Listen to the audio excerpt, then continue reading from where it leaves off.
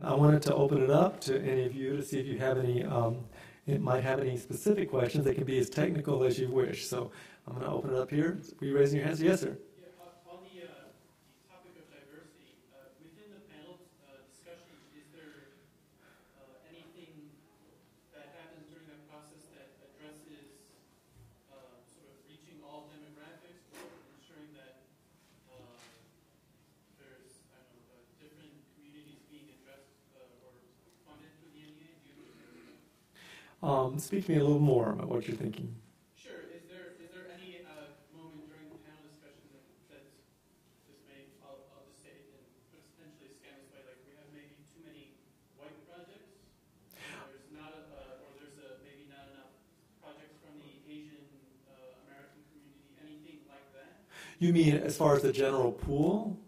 Like in general, like we're getting too many projects? Because each organization is submitting a project. So that no, not really like that. I mean,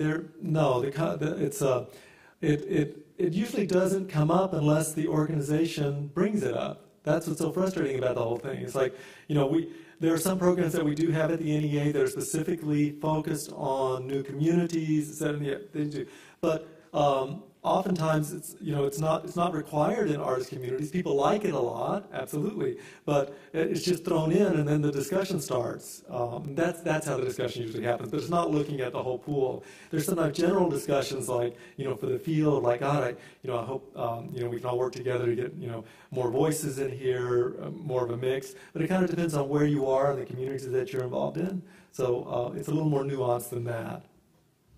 Any other? Yes.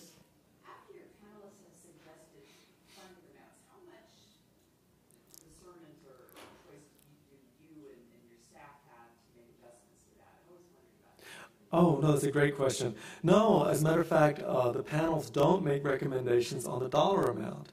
The role of the panel is strictly to choose which ones they feel are strong enough to be recommended and which ones are not recommended. So it's called drawing the line. And then we go, the panel process is one of 4 steps at the agency. It's the most important step. And what happens is after that, it goes into allocations, depending on what our budget is, but often our budget is held up. Even now, as you watch in Washington, the federal, because we're tied to the federal budget, so often it's supposed to be done, I think, each October, but it's continuing resolution well on to the spring of next year. So we don't exactly know the dollar amounts, but it's gone to staff review, and obviously those that are recommended the highest get the most consideration, and then all the way down to where they were just recommended for funding. So that's how that generally works. We pay attention to what the panel determined. And then, to tie back actually to your diversity question a bit, within staff review, it's when not I specifically, but the staff above me, the senior staff above me, they look at the full body of all of the applications that we have to make sure everything's not just going to the Northeast or everyone's just going to California. They want to make sure it's really broad and spread out. And I have to tell you that I'm getting a little off track on what you said, but hopefully answered that question. But what I found is that typically projects are added to the pool. A lot of times people think, oh, I know that the panel recommends this, and they just cut those away. It's just the reverse. Often they'll say, oh, we have too many in this area. Let's add some more. That's what I've noticed over the years. They typically add more to be funded as opposed to not recommending more. So does that help with your question? Great.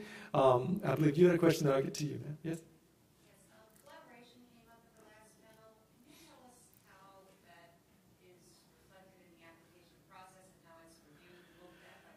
Yeah, I'm so glad you mentioned that because I forgot. Collaboration is another kind of guiding, goal that we have. It's getting organizations to collaborate together. So what that means is actually looking at opportunities that your organization has to collaborate, share resources, projects with other organizations. That's typically what we're talking about there, if that's your question. That's what we're looking at, and there's more of a positive feel towards organizations, especially in these economic times, working together on projects. Yeah, my question is, how do you like to see the application come in that's for a collaboration? Oh, well, there's a couple of ways. There's a formal application called a consortium application, And that is, you apply, and then there's a consortium partner. And the only stipulation is that it's a 501c3.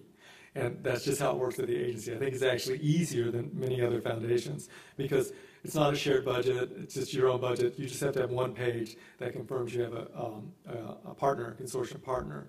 But we are going to be looking at those consortium applications a little differently because they really want to take advantage of new ways of thinking about partnerships and consortiums. So you'll see that in the guidelines coming in January. So that's how it happens. The other way that it happens is, for example, if you are working in partnership with 5 or 6 other organizations or artist communities, you would submit an application as a lead applicant, and you would mention in your narrative, we're also working with this and this and this and this. It's not a formal one, but it just lets the panel know this is actually a much bigger project than what you're thinking about. So those are the 2 specific ways. Does that help? Okay, great. Yes, ma'am? Did you have a question? I just had a follow-up to the previous 2 questions that were asked. One is, does the panel do the ranking? They select the number of applications to be funded, and then do they rank them in first, second, third? It's a cumulative score system. So if this was all a big panel, we would grab it and then get it from you, and then when it's time to vote, you would see the cumulative score. Now, what's key in getting to those scores that's really important with the panelists, and those of you who've been on panels know this, it's like what I want to make sure of on the day that you draw that line is the fact that there are no surprises, so that if there's an application that's talked about very favorably and you're the one panelist who doesn't think it's that favorable, I really try to drill it in that you have to speak up so that if it doesn't rank as high, there's no shocks or like, oh my God, who's sitting on that low score?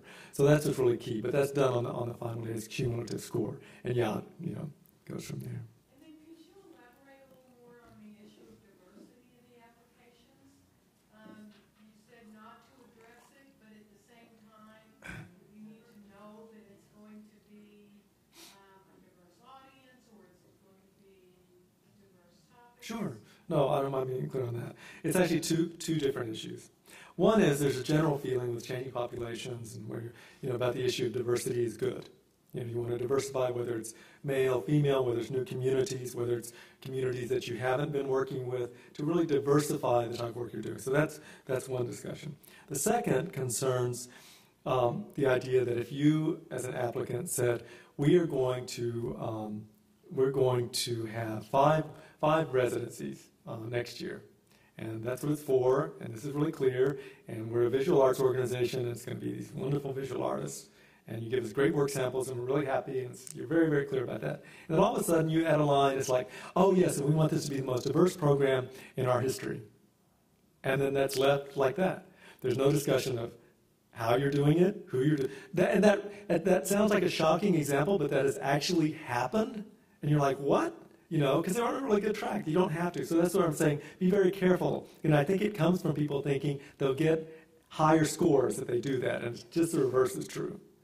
So, yes? You were talking about the importance of assessment. Yes. What are you looking for in assessment ways to present assessment? Well, the assessment question is an open question asked on, I think, most applications to wherever you apply.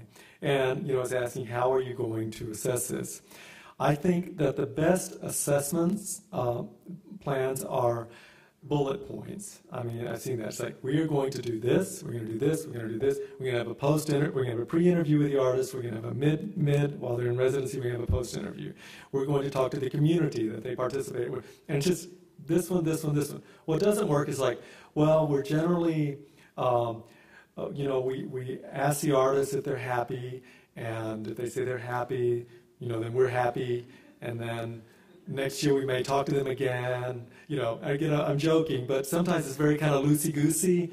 Just list the points. We're going to do this, we're going to do this, we're going to do this, because they want to know how do you assess the success of your program. And oddly enough, some organizations, and again, it's hard, so I'm not trying to blame any, some organizations just take it at face value, and they don't do a follow-up, and they don't track it. And I think they can hurt the organization, because as you compile that data, it is usable in the future. It's like, no, people are really happy. Or you can change your procedures to find out, oh my God, they're really not happy about this. So they just want to know how that is. Be very specific. And other questions here? All right, we've done a very good class, and I feel like a professor. You've all been great, and again, I totally am honored to be speaking on your behalf there in Washington, and I'm so happy that Pepper is joined the team as your representative as well, and you guys do fantastic work. So I bow to you, and we're happy to answer any questions you may have either here or in Washington. So thank you all very, very much.